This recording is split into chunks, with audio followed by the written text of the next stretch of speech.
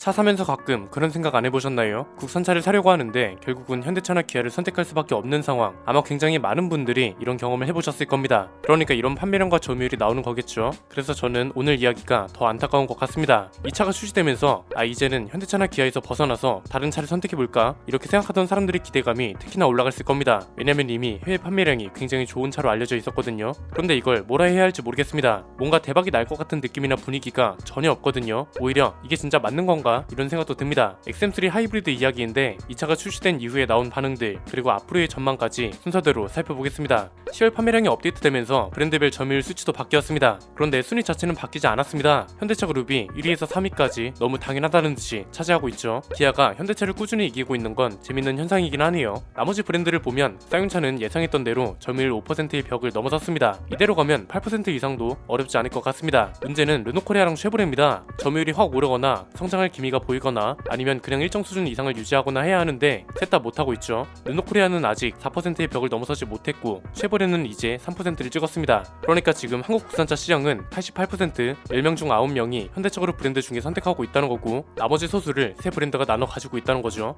그나마 쌍용차가 점유율을 높이고 있는데 아직 많이 부족한 게 사실입니다. 토레스 하나로 그룹 전체를 이기기는 힘들잖아요. 그래서 그 어느 때보다 르노코리아랑 쉐보레의 신차가 기다려졌는데 최근에 르노코리아가 신차를 하나 출시했잖아요. 반응이 너무 애매합니다. XM3 하이브리드인데 굉장히 많은 사람들이 기다렸던 차입니다. XM3 출시 초기부터 하이브리드 모델 좀 도입해달라는 말이 많았고 실제로 가능성도 많았죠. 약간 소형 SUV는 시장 자체가 견고한 것 같으면서도 선택지는 또 별로 없거든요. XM3가 나올 때 코나는 풀체인지 시기가 점점 다가오고 있었고 그나마 있는 게 니로 하이브리드 같은 차였는데 이거 하나만으로는 너무 부족했죠. 그런데 XM3가 QM6랑 같이 르노코리아 판매량을 견인하고 여기에 하이브리드 모델의 해외 판매량도 괜찮다고 하니까 국내 도입도 빨리 하는 게 좋겠다고 했잖아요. 그런데 타이밍이 좀 많이 늦었습니다. 제때 출시를 못하고 뭔가 브랜드 내에 이렇다 할 신차가 없다 보니까 어쩔 수 없이 도입한 느낌이라고 해야 할까요? 그래도 뭔가 대박 조짐이라도 보이면 괜찮은 거잖아요. 그런데 저는 개인적으로 그렇게 밝게 전망하지 않습니다. 이유는 간단합니다. 크게 세 가지입니다. 첫 번째는 딱히 내세울 게 없는 차라는 겁니다. 보통 자동차에서의 신차 마케팅이라고 하면 셋 중에 하나는 꼭 충족을 시켜야 합니다. 신차의 성공 조건은 세 가지라고 말씀드렸죠. 가격, 디자인, 타이밍이요. 신차 마케팅은 세 가지 중에 하나만 충족하면 된다고 봅니다. 이런 겁니다. 진짜 완전 신차라서 신차 효과가 있는 차거나 기존에 있던 경쟁 모델들보다 가격이 뛰어나게 저렴하거나 아니면 아예 기존에는 없던 차거나 앞으로도 경쟁 상대가 없으면 됩니다. 이걸 그대로 대입해보면 신차 효과로 성공한 차는 그랜저고요. 기존에 있던 경쟁 모델들보다 가격이 뛰어나게 저렴해서 성공한 건 토레스죠. 기존에 없던 차거나 앞으로도 경쟁 상대가 거의 없는 차는 렉선 스포츠 같은 차들이 되겠네요. XM3가 마케팅으로 성공하려면 완전 신차라서 신차 효과가 대단하거나 가격이 니로 하이브리드랑은 비교가 안되게 저렴했어야 하고요. 이것도 아니라면 아예 연비가 경쟁 모델보다 훨씬 좋았어야 합니다. 그런데 세 가지 모두 충족을 못하고 있습니다. 신차가 아니고 라인업이 추가된 개념이기 때문에 신차 효과가 거의 없죠. 있더라도 몇 달 반짝할 겁니다. 가격은 어떨까요? 그냥 비교해보면 답이 나오죠. 니로 하이브리드 가격이 깡통은 취득세 포함 2,800만원 정도고 풀옵션은 3,960만원 정도 하거든요. XM3는 깡통이 취득세 포함 3,270만원, 풀옵션은 3,840만원입니다. 최저 가격은 오히려 비싸고 풀옵션도 80만원 차이죠. 가격 면에서 우위를 가져가는 차가 아니라는 겁니다. 하이브리드 하면 연비입니다. 그럼 연비가 뛰어난 차일까요? 그렇지도 않습니다.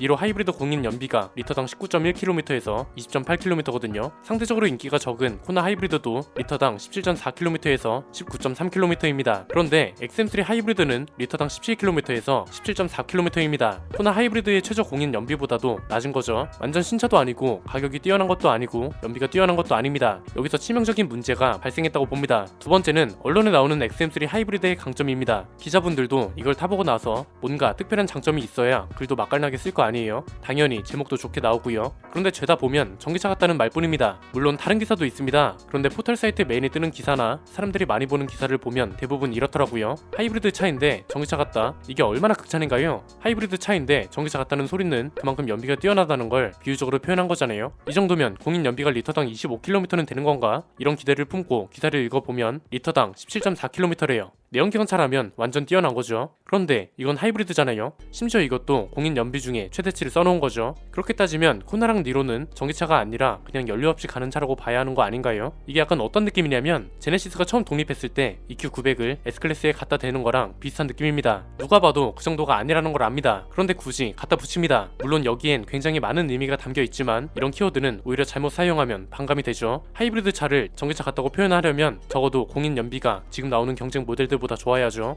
그런데 제일 떨어지는 연비를 가지고 전기차 같다고 하면 이걸 누가 믿겠어요. 심지어 전기차 같다고 하는 이유도 좀 이상합니다. EV 버튼이 있어서 전기차의 느낌을 충분히 즐길 수 있다고 합니다. 심지어 이런 것 때문에 연비 괴물이라는 표현도 나옵니다. 글쎄요, 그렇게 따지면 니로랑 코나는 뭐가 되는 건가요? 순수 전기 모드는 맥라렌이나 라페라리 같은 하이브리드 슈퍼카에도 있는 거 아닌가요? 그럼 얘네도 전기차라고 해도 되는 건가요? 강점이 뚜렷하다면 굉장히 좋은 말들이 많았을 겁니다. 그런데 이건 따지고 보면 내세울 게 EV 버튼 말고는 없는 건가 싶은 거죠. 그러면서 나오는 게 르노코리아의 자신감이라는 말입니다. 그러니까 이런 겁니다. 전기차 같은 하이브리드 차를 내놨다. 그러니 분명 전기차도 잘 만들 것이고 기대가 된다. 이런 순서로 논리가 전개되는 겁니다. 세 번째는 정작 전기차는 아직 기대할 게 하나도 없다는 겁니다. 보통 어떤 신차가 나왔는데 반응이 애매해요. 그런데 다음 신차가 뭔지 기대감이 가득입니다. 그러면 이 차가 그냥 도약의 발판이구나 싶어서 다음 신차라도 기대하거든요. 그런데 르노코리아는 지금 그런 것도 없다는 게 문제라는 겁니다. 르노랑 지리가 합작해서 만드는 차도 전기차가 아니라 하이브리드 차거든요. 그런데 어떤 부분에서 어떤 걸 기대 대상으로 삼았기 때문에 전기차 같다는 표현이 나왔고, 이게 앞으로 나올 르노코리아의 전기차가 기대된다는 결론으로 어떻게 이어지는 건지 알 수가 없다는 겁니다. 새롭게 출시되는 차종이 많거나 아니면 하나가 출시되더라도 기대감이 큰 차가 있어야 하는데 이게 없으니까 어디에 기대를 해야 할지 모르겠다는 거죠. 만약에 조금만 빨리 출시를 했다면 이야기가 완전히 반전됐을 수도 있다고 봅니다. 만약에 니로 풀체인지가 출시되기 전에 XM3 하이브리드가 나왔다면 지금 가격이 괜찮은 가격으로 느껴졌을 수도 있습니다.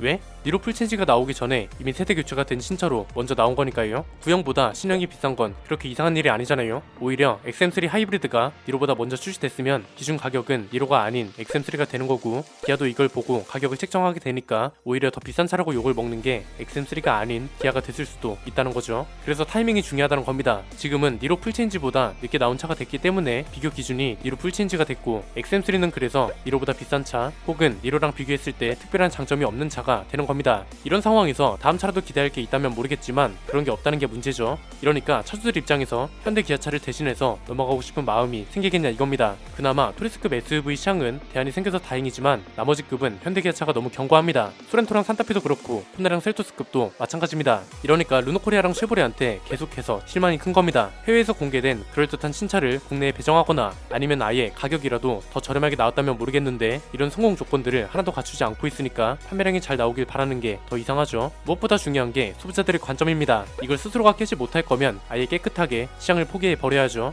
여기서 스스로 깨야 할 건 뭐냐면 본인들이 국산차 브랜드가 아니라는 걸 제대로 어필할 필요가 있다고 봅니다. 르노는 프랑스 브랜드고 쉐보레는 미국 브랜드입니다. 그런데 국산차 통계로 잡힙니다. 삼성 자동차가 엮여 있었고 대우 자동차가 엮여 있었기 때문인데 벌써 이 회사들 지분 정리가 된 지가 언제인가요? 아직까지도 낡은 기준으로 국산차 통계가 잡히고 있다는 것도 정말 큰 문제입니다. 통계부터 이렇게 잡히니까 소비자들이 이걸 수입차로 보기가 쉽지 않죠. 판매량 순으로 보면 국산차 순위에 떡하니 자리하고 있고 심지어 국내에서 생산된다는 이유까지 겹치다 보니까 이런 인식이 쉽게 바뀔 리가 있나요? 이러니까 결국 둘 중 하나라는 겁니다. 계속 국산차로 갈 거면 경쟁 기준을 현대차로 잡고 진짜 국산차다운 신차 전략을 보여주든지 아니면 아예 수입차로 넘어가고 경쟁 기준도 수입차로 잡아라 이겁니다. 그러면 국산차 기준과는 다르게 르노코리아랑 쉐보레도 상위권이 된다고요. 현대차 그룹을 제외한 다른 국산차 제조사들은 단순히 안 팔린다는 것만 문제가 아니라 마케팅, 신차 전략, 여기에 브랜드 전략까지 엮여있기 때문에 당분간은 계속 이 정도 점유율을 유지할 것으로 보입니다. 국산차가 다양해지길 바라는 분들한테는 아쉬울 수밖에 없는 전망일 것 같네요. 오늘 내용은 여기까지입니다. 내용이 유익하셨다면 구독과 좋아요 알림 설정 부탁드립니다. 저는 김승현 안PD의 스포일러 안PD였습니다. 감사합니다.